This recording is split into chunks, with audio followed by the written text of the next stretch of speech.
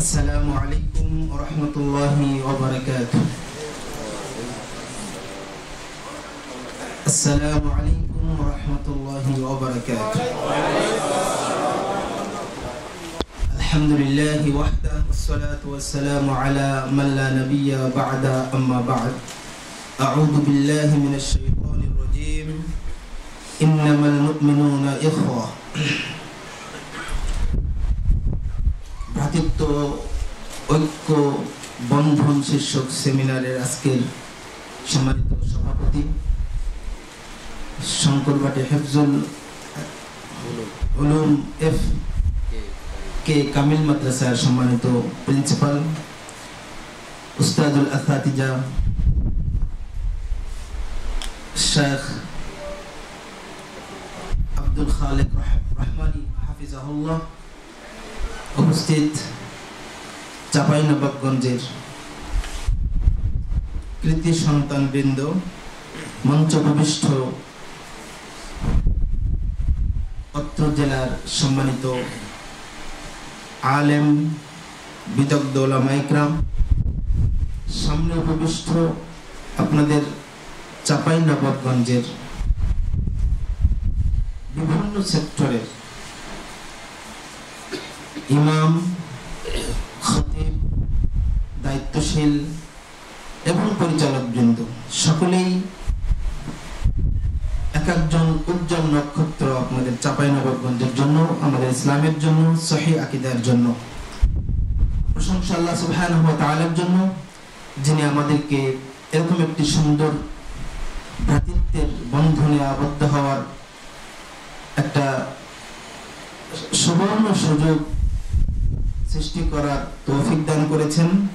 এই জন্য হৃদয়ের গভীরতম প্রদেশ থেকে, অন্তরের অন্তঃস্থল থেকে শুকরিয়া আদায় করছি, আলহামদুলিল্লাহ। অতঃপর লক্ষ্য করে দরুদ ও সালাম বর্ষিত হোক প্রিয় নবী মুহাম্মদ রাসূলুল্লাহ সাল্লাল্লাহু আলাইহি ওয়াসাল্লামের প্রতি, যিনি আমাদেরকে ঐক্যবদ্ধভাবে ভ্রাতৃত্বের বন্ধনের সাথে জীবন পরিচালনা করার সার্বিক দিক নির্দেশনা প্রদান করেছেন। আমরা তারই শানে হামদ ও সানা, তারই শানে আমরা দরুদ পেশ করছি, আল্লাহুম্মা সাল্লি আলাইহি আল্লাহুম্মা বারিক আলাইহি। সম্মানিত উপস্থিতি, আপনারা এখানে যারা আছেন সকলেই যোগ্য, সকলেই অভিজ্ঞ এবং সকলেই সুন্দর আলোচনা করেন নিজ নিজ ময়দানে। তারপরেও যেটা বলছিলেন গোলাম রব্বানী ভাই, আমাদেরকে আলোচনা করার কথা বলেছেন, সেই সূত্রে আমাদের কিছু কথা বলার। আমি সর্বপ্রথম শুকরিয়া আদায় করছি, কৃতজ্ঞতা পেশ করছি আজকের যারা আয়োজক তাদেরকে, যারা আমার মতো একজন ছোট্ট মানুষকে এখানে দাওয়াত দিয়েছেন এবং এখানে কথা বলার সুযোগ দিয়েছেন, এর জন্য সকলকে ধন্যবাদ জ্ঞাপন করছি। এবং আপনারা উপস্থিত হয়েছেন, এই জন্য আপনাদের সকলকে ধন্যবাদ ও মোবারকবাদ জানাচ্ছি। সম্মানিত উপস্থিতি, ভ্রাতৃত্ব ঐক্য এ ব্যাপারে আমাদের যথেষ্ট ধারণা আছে। আমরা সকলেই চাই ঐক্যবদ্ধভাবে জীবনযাপন করতে। জুলাই আগস্টের গণ অভ্যুত্থান সেটা প্রমাণ করেছে যে ঐক্যবদ্ধভাবে কোনো কিছু অর্জন করতে চাইলে ঐক্যবদ্ধ ভূমিকার গুরুত্ব অপরিসীম। যদি আন্দোলনের ভিতরে ঐক্য না থাকতো তাহলে কোনোদিন এই স্বৈরাচার শাসককে পতন করা সম্ভব হতো না, তাই না? সম্মানিত উপস্থিতি, এই জন্য আমাদেরকে এই গুরুত্ব বুঝে সম্মুখে এগিয়ে যেতে হবে। আমি একটা আয়াত তেলাওয়াত করেছি, ইন্নামাল মুমিনুনা ইখওয়া, মুমিনরা পরস্পর ভাই। আমরা সকলেই নিজেদেরকে ঈমানদার বলে দাবি করি, মুমিন বলে দাবি করি, আমরা সকলে আলেম। কিন্তু আমাদের বর্তমান সমাজ ব্যবস্থা, সালাফি সমাজ, আহলুল হাদিস সমাজ বা আরো অন্যান্য যে সমাজ আছে, আমি অন্যান্য সমাজের কথা বলবো না আজকের,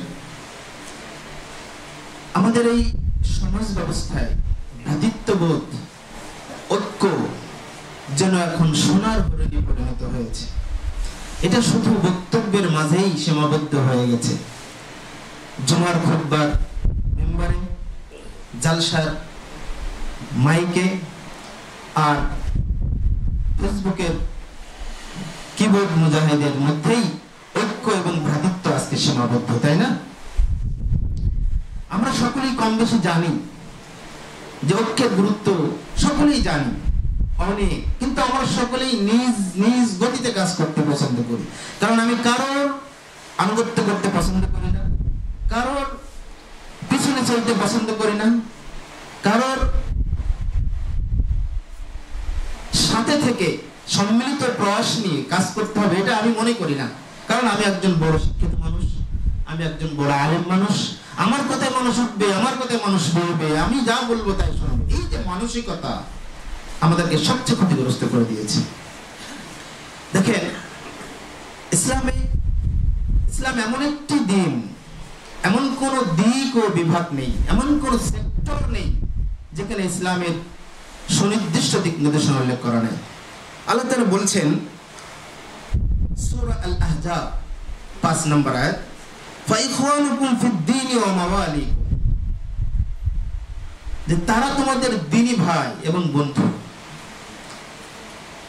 এই যে দ্বীনি ভাই, দ্বীনি ভাইয়ের পরিচয়, দ্বীনি ভাইয়ের সাথে সম্পর্কের মানদণ্ড কি, কেমন হওয়া উচিত, আমরা প্রথমেই জানব এই ভ্রাতৃত্বের পরিচয়। আতিয়া ইবনু মুহাম্মদ সালেম রাহিমাহুল্লাহ তিনি একটি চমৎকার বক্তব্য দিয়েছেন। তিনি বলছেন, আল উখুওয়াতুল্লাতী হিয়া নি'মাতুম মিনাল্লাহ আকওয়া তালাহুমান ওয়া তারাবুতান মিনাল বুনুওয়াতি ওয়াল উবুওয়াতি ফিন নাসাব। তিনি বলছেন, ভ্রাতৃত্ব এমন একটি জিনিস যা আল্লাহর পক্ষ থেকে প্রাপ্ত একটি নিয়ামত। ভ্রাতৃত্ব এমন একটি জিনিস যা আল্লাহর পক্ষ থেকে প্রাপ্ত একটি অন্যতম নিয়ামত, অন্যতম অনুগ্রহ। আকওয়া তালাহুমান ওয়া তারাবুতান মিনাল বুনুওয়াতি ওয়াল উবুওয়াতি ফিন নাসাব, এটি পরস্পরে মিলিত হওয়া এবং আন্তরিক বন্ধনে আবদ্ধ হওয়ার ক্ষেত্রে বংশীয় সূত্রে বাবা মা, সন্তান, পুত্র, বাবা, এর যে সম্পর্ক, এই সম্পর্কের চেয়ে অনেক ঊর্ধ্বে। সুবহানাল্লাহ ওয়া বিহামদিহি। দ্বীনি সম্পর্ক, দ্বীনি ভ্রাতৃত্ব এমন একটি সম্পর্ক যা এটা আল্লাহ তাআলার অন্যতম নিয়ামত। এটা বাবা সন্তানের সাথে যে সম্পর্ক, বংশীয় সূত্রে যে সম্পর্ক, আত্মীয়তার সম্পর্কের সাথে সম্পর্ক, এই সম্পর্কের চেয়ে অনেক শক্তিশালী। সুবহানাল্লাহ ওয়া বিহামদিহি। সম্মানিত উপস্থিতি, এই ভ্রাতৃত্ব তিন প্রকার। একটা হলো জন্মগত ভ্রাতৃত্ব, একটা হলো বিশ্ব ভ্রাতৃত্ব, আর একটা হলো ইসলামী ভ্রাতৃত্ব। জন্মগত ভ্রাতৃত্ব সম্পর্কে আমরা বুঝছি যে আমার মায়ের পেটের ভাই, এটা জন্মগত ভ্রাতৃত্ব। আমার আপন মায়ের পেটে আমার যে কয়েকজন ভাই জন্মগ্রহণ করেছে, এরা আমার ভাই, এটা জন্মগত, জন্মসূত্রে ভ্রাতৃত্ব। আর বিশ্ব ভ্রাতৃত্ব বলতে আল্লাহ তাআলা বলছেন, ইয়া আইয়ুহান নাস ইন্না খালাকনাকুম মিন যাকারি ওয়া উনসা ওয়া জাআলনাকুম শুউবান ওয়া ক্বাবাইলা লিতাআরাফু ইন্না আকরামাকুম ইনদাল্লাহি আতকাকুম। যে হে মানুষগণ, তোমাদেরকে আমরা একজন মানুষ, একটি নারী, একটি পুরুষ থেকে সৃষ্টি করেছি লিতাআরাফু, পরিচিতির জন্য। গোটা বিশ্ব মানবতাকে লক্ষ্য করে আল্লাহ রাব্বুল আলামিন এখানে বলছেন, এই যে মানুষ হিসেবে আমাদের চাহিদা, আমাদের ক্ষুধা, আমাদের চিন্তা, আমাদের এই বিষয়গুলোর ক্ষেত্রে আমরা বিশ্ব ভ্রাতৃত্বের বন্ধনে আবদ্ধ। পৃথিবীর যে কোনো প্রান্তে হোক না কেন, আমরা মানুষ। আমরা কালো হই, ধলা হই, সাদা হই, নিগ্র হই, ফর্সা হই, ধনী হই, দরিদ্র হই, যে কোনো স্তরে, যে কোনো স্থানে এটা আমাদের বিশ্ব ভ্রাতৃত্বের বন্ধনের কথা কেন বলা হয়েছে। আলোচনা অনেক করলে অনেক করা যায়। ইসলামী ভ্রাতৃত্ব মূলত ইমানের ভ্রাতৃত্ব। ইসলামী ভ্রাতৃত্ব মূলত ইমানের সাথে সম্পর্ক, ইমানের সাথে সম্পর্ক। আল্লাহ তাআলা বলেছেন, ইন্নামাল মুমিনুনা ইখওয়া ফাআসলিহু বাইনা আখওয়াইকুম ওয়াত্তাকুল্লাহা লাআল্লাকুম তুরহামুন। মুমিনগণ পরস্পর ভাই ভাই। যদি নিজেদের ভিতরে কোনো দ্বন্দ্ব ফাসাদ সমস্যা এসে যায়, মীমাংসা করে দাও, যাতে করে তোমরা রহমত প্রাপ্ত হবে। সম্মানিত সুধী মণ্ডলী, এই ইসলামী ভ্রাতৃত্বের মূল মানদণ্ড হলো ঈমান। খেয়াল করুন, ইসলামী ভ্রাতৃত্বের মূল মানদণ্ড হলো ঈমান। ইসলামী ভ্রাতৃত্বের মূল মানদণ্ড হলো ঈমান। যার ঈমান যত বেশি শক্তিশালী, যার ঈমান যত বেশি মজবুত, তার পরস্পর ভ্রাতৃত্বের বন্ধন তত বেশি মজবুত। যার ঈমানের ভিতরে ত্রুটি এসে যাবে, অন্য মুসলিম ভাইয়ের প্রতি হিংসা বিদ্বেষ তার ভিতরে তত প্রকাশ পাবে। সম্মানিত সুধী মণ্ডলী, কিয়ামতের দিন এমন একটা জায়গা যেটা আমরা সকলেই জানি, বর্ণনা, বাবা মা, সন্তান সন্ততি, ভাই বোন কেউ কাজে আসবে না। সূরা আবাসাতে আল্লাহ তাআলা বলছেন, ফাইদা জাআতিস সাখা, যেদিন কর্ণ বিদারক আওয়াজ আসবে, ইয়াউমা ইয়াফিরুল মারউ মিন আখিহি ওয়া উম্মিহি ওয়া আবিহি ওয়া সাহিবাতিহি ওয়া বানিহি লিকুল্লি ইমরিইন মিনহুম ইয়াউমাইযিন শাআনু ইগনিহি। এটা আমরা বুঝতে পারছি না সবাই? নিজের আপন মায়ের পেটের ভাই দেখে পালিয়ে চলে যাবে, কাজে আসবে না। যে ভাইয়ের জন্য আমি লাঠি ধরি, যে ভাইয়ের জন্য আমি রক্তাক্ত হই, যে ভাইয়ের জমি নিয়ে আমি মারামারি কাটাকাটি করি, কাজে আসবে না। মা, মায়ের সন্তান লালন পালন করার ক্ষেত্রে বাবা মায়ের যে ভূমিকা, বিশেষ করে মায়ের যে অবদান, এটা আমরা কেউ ভুলতে পারবো না। কিন্তু কিয়ামতের দিন মা কাজে আসবে না, বাবা কাজে আসবে না। ও সাহিবাতিহি ওয়া বানি, প্রেমময় স্ত্রী যার জন্য আমি আমার জীবন যৌবন, আমার সময় শ্রম ব্যয় করে দেই, সেই স্ত্রী সন্তানও কাজে আসবে না। লিকুল্লি ইমরিইন ইয়াউমাইযিন শাআনু ইগনি, সেদিন আমরা সবাই নিজেকে নিয়ে ব্যস্ত থাকবো, নাফসি করতে থাকবো। সূরা মাআরিজে আল্লাহ তাআলা একই ভাবে আলোচনা করেছেন, সাউসলি ইন্নাহুম ইয়ারাউনাহু বাঈদা। যারা পরকালকে অস্বীকার করে, তারা মনে করে কিয়ামত খুব দূরে, অনেক দূরে, সুদূর পরকাল। আল্লাহ বলছেন, ও তারাহু ওয়া নারাহু কারিবা, কিন্তু আমরা তাকে খুব নিকটবর্তী ভাবছি, খুব নিকটবর্তী। ইয়াউমা তাকুনুস সামাউ কাল মুহল, যেদিন আসমান সমূহ গলিত পদার্থের মতো হয়ে যাবে। ওয়া তাকুনুল জিবালু কাল আহিন, পাহাড় সমূহ তুলিত ধনির ন্যায় উঠতে থাকবে। ওয়ালা ইয়াসআলু হামিমুন হামিমা, যেদিন অন্তরঙ্গ কোনো বন্ধু থাকবে না। ইউবাসসিরুনাহুম ইয়াউদ্দুল মুজরিমু লাউ ইফতাদি মিন আযাবিন ইয়াউমাইযিন বানি, সেদিন পরস্পর সবাই আমরা একজন আরেকজনকে দেখতে পাবো। আমি মুক্তির জন্য, জাহান্নামের দাউ দাউ করা আগুন থেকে মুক্তির জন্য, আমি সেদিন সেই আরশের ছায়াতলে যাওয়ার জন্য, সেদিন সূর্যের তাপ, যে তাপের দূরত্ব আমার এই চোখের ভুরু আর পাতার দূরত্বের সমান। খেয়াল করুন, সূর্যের তাপ আর মানুষের তাপের দূরত্ব, সেই বুখারীতে এসেছে, সাহাবীগণ বলছেন যে সূর্যের তাপ, সূর্য আর মানুষের দূরত্ব হবে চোখের ভুরু আর চোখের পাতা সমান। এই রকম পরিস্থিতিতে আমি ওই আগুন থেকে, ওই কষ্ট থেকে বাঁচার জন্য আমি বলবো আল্লাহকে, আল্লাহ আমার এই সন্তানকে নিয়ে নেন, দিবানি আমার সন্তানকে আপনি নিয়ে নেন, তাকে আমাকে মুক্তি দেন। ওয়া সাহিবাতিহি ওয়া আখি, আমার স্ত্রীকে নিয়ে নেন, আমার ভাইকে নিয়ে নেন। ওয়া ফাসিলাতিহি আল্লাতী তুতি, এবং যারা আমার জ্ঞাতি গোষ্ঠী, আত্মীয় স্বজন, প্রতিবেশী, তাদেরকেও নিয়ে আমাকে জাহান্নাম থেকে বাঁচাও। এমনকি ওয়া মান ফিল আরদি জামিয়া সুম্মা ইনজি, গোটা পৃথিবীতে যা আছে সব কিছু নিয়ে নাও, তবু আমাকে জাহান্নাম থেকে মুক্তি দাও। আল্লাহ ইন্নাহা, কখনো নাই, এটা জ্বলন্ত উত্তপ্ত আগুন, নাযাআতাল লিশাওয়া, যা মাথাকে দিক উল্টিয়ে ফেলে দিবে। তাদউ মান আদবারা ওয়া তাওয়াল্লা, পিছন থেকে ডাকতে থাকবে। ওয়া জামা ফাআওয়া, যারা সম্পদ জমা রেখেছিল। সম্মানিত সুধী মণ্ডলী, এই দুটা সূরার এই পরস্পর সম্পর্ক আয়াতকে সামনে রাখেন। আরেকটি আয়াত বলি, সূরা যুখরুফ 67 নম্বর, আল আখিল্লাউ ইয়াওমাইদিন বা'দুহুম লিবা'দিন আদু ইল্লাল মুত্তাকিন। সুবহানাল্লাহ ওয়া বিহামদিহি। আল্লাহ তাআলা বলছেন, কিয়ামতের দিন সব ভাই ভাই শত্রু হয়ে যাবে। আপন ভাই, বিশ্ব ভ্রাতৃত্ব, জন্মগত ভ্রাতৃত্ব, ইসলামী ভ্রাতৃত্ব, সব পরস্পর শত্রু হয়ে যাবে। ইল্লাল মুত্তাকিন, শুধু মুত্তাকিগণ অবশিষ্ট থাকবে। কিয়ামতের দিন আপনার আপন ভাই আপনাকে কাজ করবে না, এটাই সত্য। কিয়ামতের দিন আপনার পার্শ্ববর্তী ভাই, প্রতিবেশী ভাই, আপনার বাবা, আপনার মা, আপনার ভাই, আপনার বোন, আপনার স্ত্রী, আপনার সন্তান কাজে আসবে না। শুধুমাত্র মুত্তাকি বন্ধু, মুত্তাকি ভাই, ইমানদার ভাই ছাড়া আপনার কোনো উপকার করবে না। ভ্রাতৃত্ব ঐক্যের বন্ধন শীর্ষক আজকের সেমিনারের জন্য এই আলোচনাটুকুই যথেষ্ট।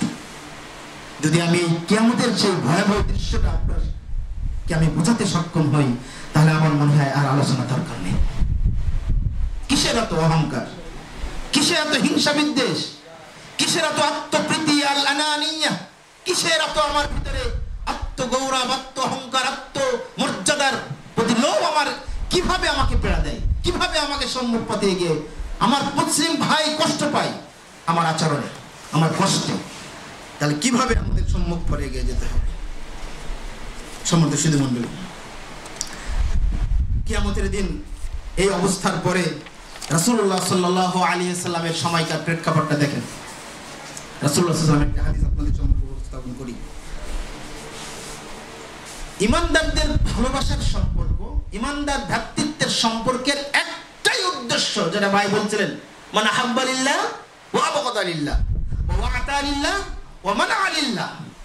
যা করব আমি আল্লাহর জন্য করব।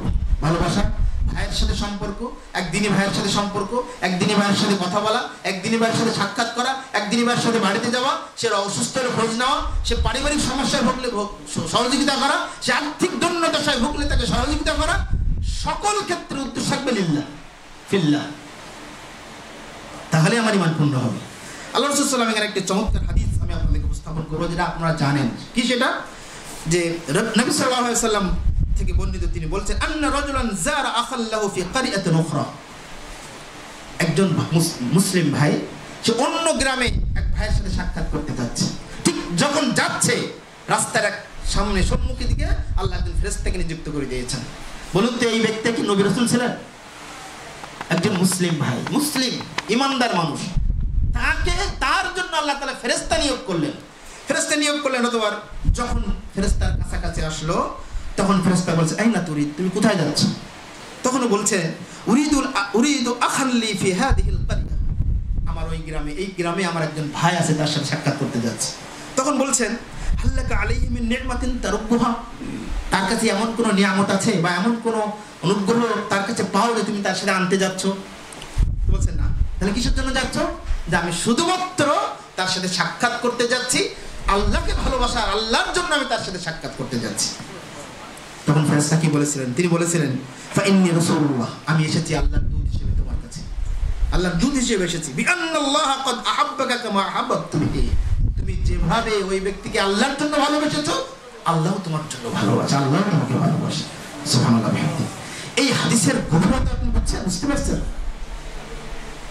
এই ভালোবাসাটা কি? শুধু আল্লাহকে খুশি করার জন্য ও অন্য গ্রামে এক ভাইয়ের সাথে সাক্ষাৎ করতে যাচ্ছে, আল্লাহকে খুশি করার জন্য। এই হাদিসের প্রতি আমল কি আমাদের আছে? হাদিসের প্রতি আমল আমাদের নাই।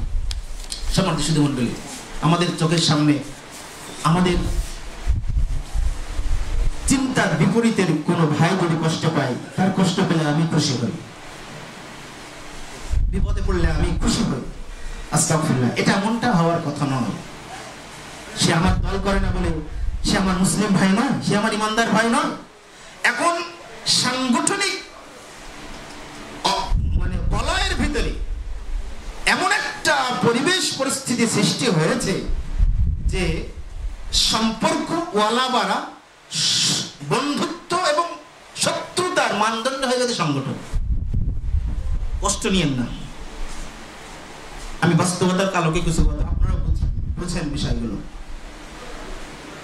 আমার সংগঠনে আপনি থাকলে আপনি আমার বন্ধু, অন্য সংগঠন হলে আপনি আমার বন্ধু না। এমনকি আমাদের সাথে এমনও ঘটনা ঘটেছে, তার সাথে মুসাফা আমরা করতাম না, কারণ সে আমাদের সংগঠনের না। এটা কি বাস্তবতা না?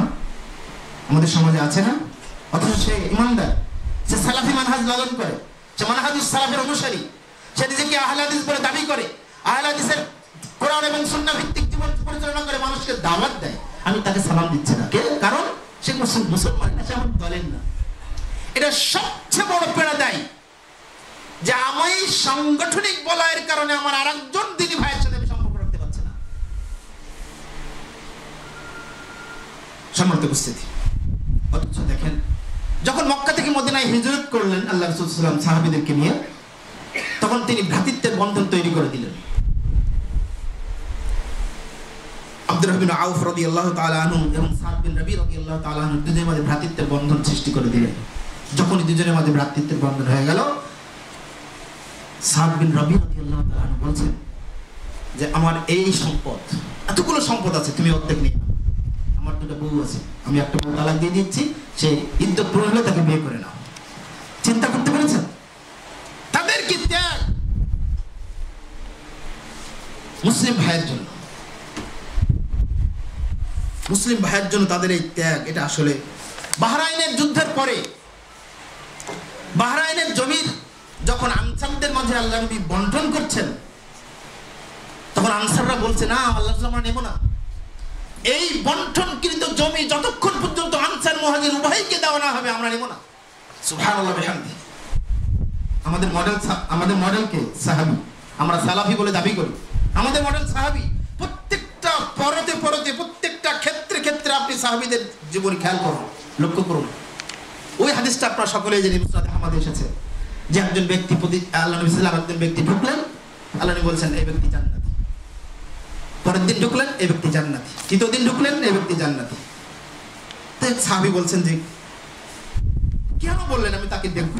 বাড়িতে গিয়ে দেখলেন, তার সাথে থাকলেন, একদিন দুদিন তিন দিন থাকলেন, কিন্তু কোনো অতিরিক্ত কোনো আমল তিনি করলেন না। চলে আসার সময় জিজ্ঞাসা করছেন তুমি আল্লাহ নবী তোমাকে এই বললেন তুমি জান্নাতি, কিন্তু তুমি অতিরিক্ত কিছু আমল করো না, কি কারণে? বলছো না আমি তো, আমার তুমি কোনো আমল নাই এরকম। সাহাবী যখন চলে যাচ্ছেন তখন এই ব্যক্তিরা ডেকে বলছে শোনো শোনো, আমি একটা কাজ করি, কি রাতে যখন ঘুমাতে যাই আমার কারোর ব্যাপারে কোনো কথা থাকে না, সবাইকে আমি ক্ষমা করে দিই, কারোর ব্যাপারে আমার হিংসা বিদ্বেষ থাকে না। তখন বলছেন হ্যাঁ এটাই কারণ তোমাকে জান্নাতে বলা। সুবহানাল্লাহ। আমরা এই হাদিসটা জানি যে ইসলাম মুসলিম ভাইদের মাঝে পরস্পরে যদি গন্ড হতেই পারে, কথা কাটাকাটি হতেই পারে, কিন্তু এই সম্পর্ক হানির কারণে মাসের পর মাস, বছরের পর বছর তো কথা হয় না বরং শত্রুতা শুরু হয়ে যায়। রাসূল সাল্লাল্লাহু আলাইহি ওয়াসাল্লাম বলছেন এই জন্য বন্ধুত্ব করতে হবে, এমন ভাবে বন্ধুত্ব করো, হতে পারে দুদিন পরে সে তোমার শত্রু হয়ে যেতে পারে। আর শত্রুর সাথে এমন শত্রুতা করো না, হতে পারে দুদিন পরে তোমার বন্ধু হয়ে যাবে। আজকের এই অনুষ্ঠানে বা এই প্রোগ্রামের মাধ্যমে আমি আপনাদেরকে একটু কথা বোঝাতে চাই, সেটা হলো আসুন আমরা ভ্রাতৃত্বের ব্যাপারে যে বিষয়গুলো জানলাম এগুলোকে একটু মূল্যায়ন করি, এগুলো মূল্যায়ন করার চেষ্টা করি। শুধু মাইক পেলেই গলা ফাটিয়ে আলোচনা নয়, এটা আমলে বাস্তবায়ন করি। ইসলামী ভ্রাতৃত্বের কিছু বৈশিষ্ট্য আছে। একটা হলো তাওহীদ, একটা হলো সৌহার্দ্য সম্প্রীতি। আমি এই নোটগুলো করেছি আজকের আলোচনার জন্য। একটা হলো ঐক্যতাবোধ, ঐক্যের উপরে আলোচনা করেছেন। একটা হচ্ছে কল্যাণকামিতা, আর একটা হলো নিঃস্বার্থবাদিতা। আমরা এখানে এসেছি, এখানে কোনো স্বার্থ আছে? স্বার্থ আছে, কি বলেন তো? আল্লাহর খুশি করা, তাই না? এইখানে আমরা একটা উদ্দেশ্যকে নিয়ে এসেছি। হাদিস দেখেন কত সুন্দর হাদিস। রাসূলুল্লাহ মুআয ইবনে জাবাল রাদিয়াল্লাহু তাআলা আনহু বর্ণিত, তিনি বলছেন রাসূলুল্লাহ সাল্লাল্লাহু আলাইহি ওয়াসাল্লামকে বলতে শুনেছি, তিনি বলছেন ক্বাল আল্লাহু তাআলা, হাদিসে আল্লাহ তাআলা বলেন ওয়াজাবাত মুহাব্বতি, আমার মুহাব্বত ওয়াজিব হয়ে যাবে তার জন্য, লিল মুতাহাব্বিনা ফিয়া, যারা আমার জন্য পরস্পর ভালোবাসে, ওয়াল মুতাজালিসিনা ফিয়া, যারা আমার জন্য পরস্পর এক জায়গায় সমবেত হয়, ওয়াল মুতাজাওয়িরিনা ফিয়া, এবং আমার জন্য একসাথে পরস্পরে সাক্ষাৎ করতে যায়, ওয়াল মুতাবাদালিনা ফিয়া, এবং আমার জন্য পরস্পরে ব্যয় করে, খরচ করে। সুবহানাল্লাহ বিহামদিহি। আজকে কি আল্লাহ তাআলা এই হাদিসে কুচ্ছির ভিত্তিতে আমাদের উপরে কি আল্লাহর ভালোবাসা ওয়াজিব হয়নি? আমরা আল্লাহর জন্য এখানে এসেছি, ভালোবাসি পরস্পরকে, আল্লাহর জন্য আমরা এখানে এক জায়গায় বসেছি, আল্লাহর জন্য আমরা এখানে একসাথে সাক্ষাৎ করতে এসেছি, আল্লাহর জন্য আমরা পরস্পরের কিছু টাকা দিয়ে সহযোগিতা করছি। আলহামদুলিল্লাহ। আল্লাহ তুমি আমাদের এই ভ্রাতৃত্বকে কবুল করো। আল্লাহুম্মা আমিন।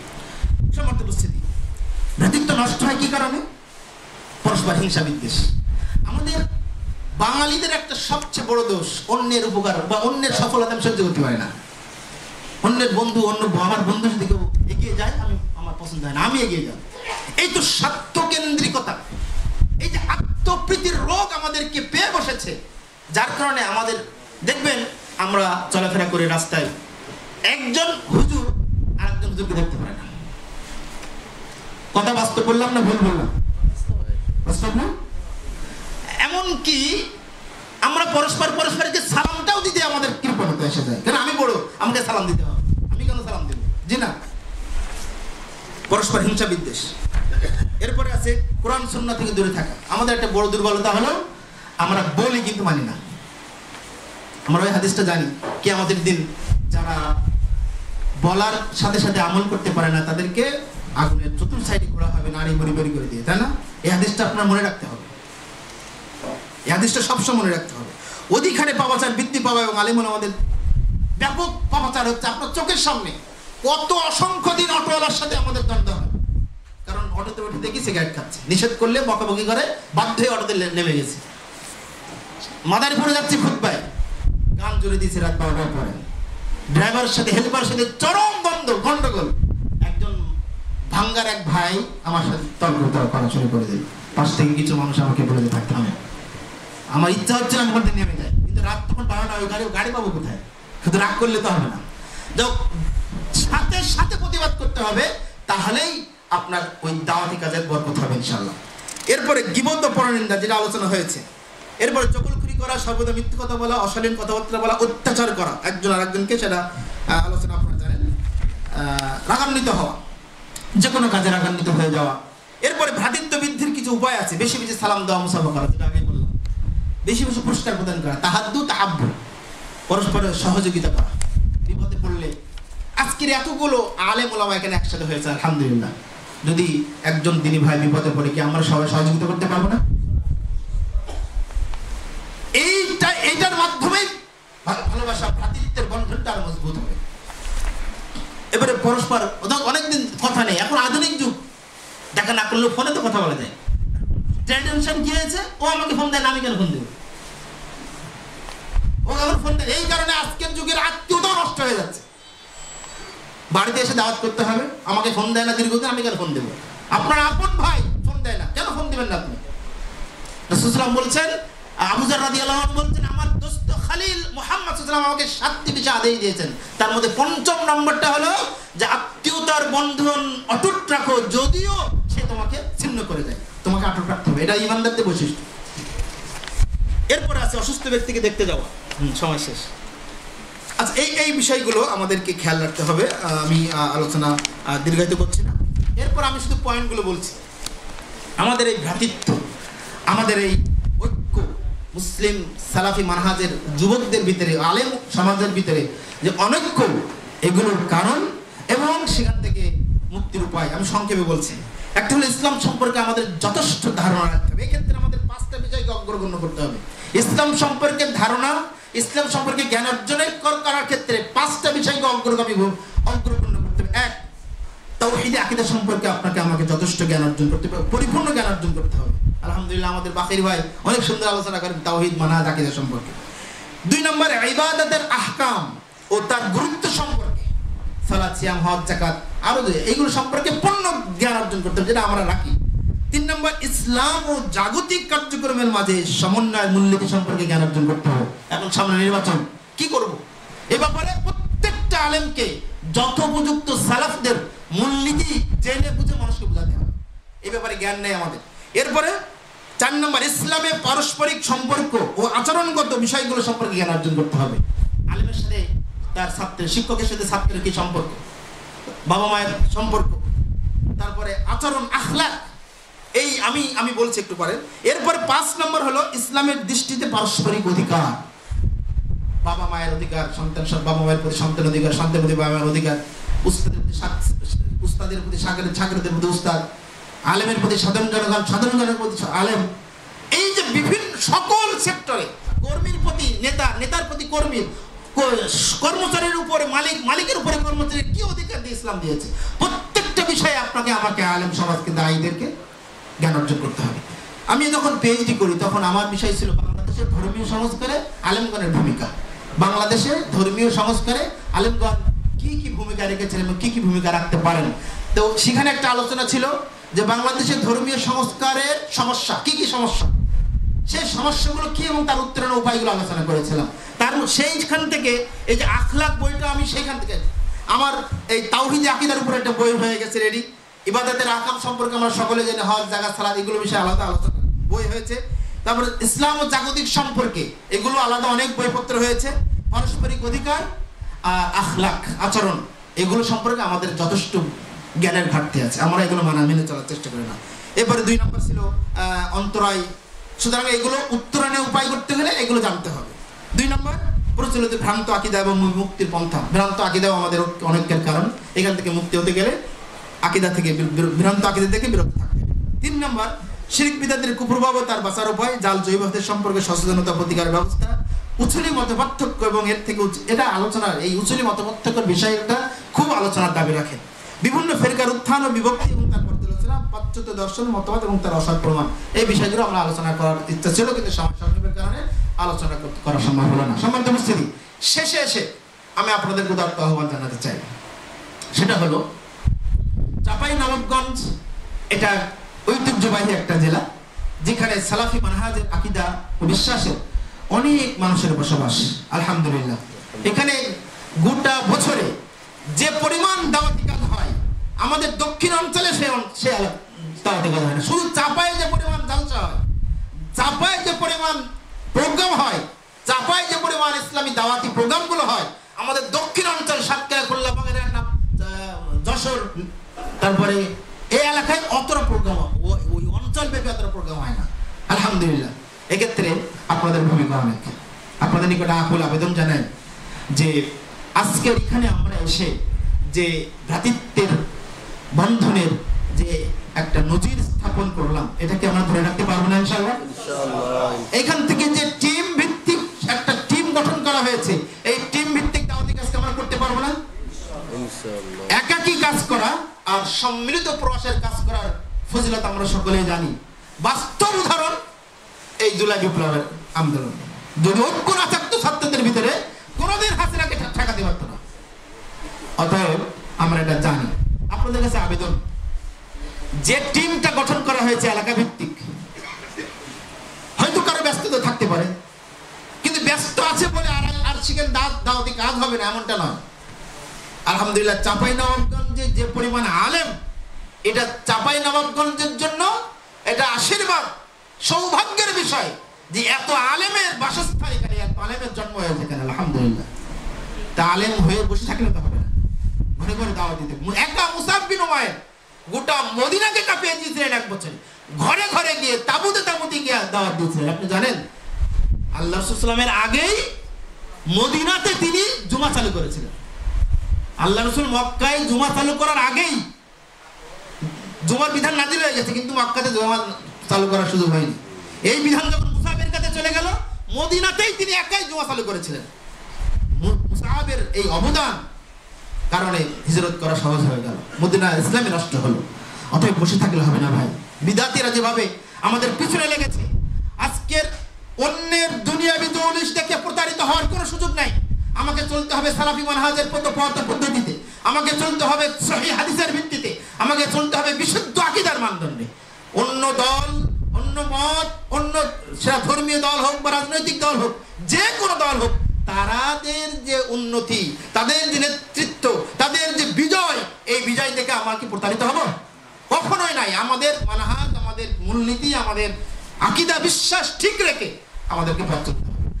আপনাদের চাঁপাইনবাবগঞ্জের দিনী ভাইদেরকে উদাত্ত হওয়ার জন্য ভাষণ, আজকের এই ভ্রাতৃত্ব ঐক্যের বন্ধন শীর্ষক সেমিনারের পক্ষ থেকে যে নির্দেশনা আপনাদেরকে দেওয়া হয়েছে, এই সম্মিলিত প্রয়াস নিয়ে ভ্রাতৃত্বের বন্ধনকে অক্ষুণ্ণ রেখে আমরা যেন আমাদের এলাকায় দাওয়াতি কাজকে সুন্দরভাবে, সুশৃঙ্খলভাবে, নিয়মতান্ত্রিকতার সাথে পরিকল্পনা মাফিক কার্যক্রমগুলো আমরা ঢেলে সাজাতে পারি। আল্লাহ আমাদেরকে তৌফিক দান করুন। আল্লাহুম্মা আমিন।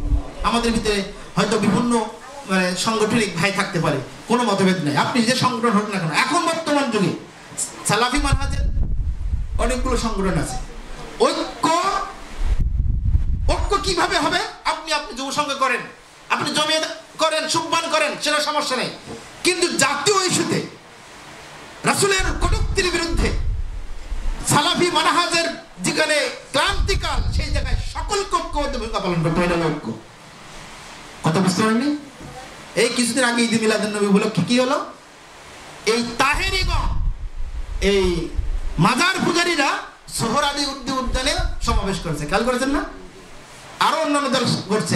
আজ এই 1 বছর পার হয়ে যাওয়ার পরও সালাফি উলামায়ে কেরাম সোহরাদি উদ্যানে আজও একত্রিত হতে পারেন, এটা আমাদের জন্য আফসোসের। সকলেই সম্মিলিতভাবে সালাফি দাওয়াতের প্রমোটের জন্য এক মঞ্চে আসাটাই ঐক্য। আপনি যুবসংঘের প্যানেলে কাজ করেন, আপনি সুবহানের প্যানেলে কাজ করেন, আপনি জমিয়তের প্যানেলে কাজ করেন, কিন্তু জাতীয় ইস্যুতে, সালাফি মানহাজ ইস্যুতে আপনাকে আমাকে সকলেই এক মঞ্চে আসতে হবে, একত্রিত হতে হবে, এটাই হলো ঐক্য। আমরা আপনাদেরকে সুদাত্ত আহ্বান জানাবো, আসুন দল মত সংগঠন নির্বিশেষে আমরা সকলে সালাফি মানহাজ লালন করি, বিশ্বাস করি। সালাফি মানহাজের আলোকে যেখানেই সালাফি মানহাজ আঘাতপ্রাপ্ত হবে আমরা সম্মিলিতভাবে তাদেরকে রুখে দেবো ইনশাআল্লাহ। যেখানেই সালাফি মানহাজের দাওয়াত এবং আকীদার সম্প্রসারণে কাজ প্রয়োজন হবে আমরা সম্মিলিতভাবে ঐক্যবদ্ধভাবে সেখানে সংগ্রাম করবো ইনশাআল্লাহ। পারবো না ইনশাআল্লাহ? আল্লাহ আমাদেরকে তৌফিক দান করুন। অনেক কথা বলেছি, ছোট মানুষে ক্ষমা করবেন, আর আমার জন্য দোয়া করবেন, আপনাদের সকলের জন্য দোয়া রইল। সবচেয়ে বড় বিষয় হলো আমাদেরকে এখানে কথা বলার সুযোগ দেওয়ার জন্য আপনার অনুষ্ঠানে আয়োজকদেরকে আমি আবারও ধন্যবাদ মোবারকবাদ জানাচ্ছি। অনেক ওলামায়ে কেরাম রয়েছেন, তাদের সামনে কথা বলাটা আসলে বেয়াদবি, আল্লাহ তাআলা আমাদেরকে ক্ষমা করুন। এবং সকলকে ধন্যবাদ মোবারকবাদ জানিয়ে আমার আলোচনা আমি এখানে সমাপ্ত করছি। আকুলু কাওলি হাযা আস্তাগফিরুল্লাহ লি ওয়া লাকুম ওয়া লিসাইরিল মুসলিমিন। আসসালামু আলাইকুম ওয়া রাহমাতুল্লাহি ওয়া বারাকাতুহু।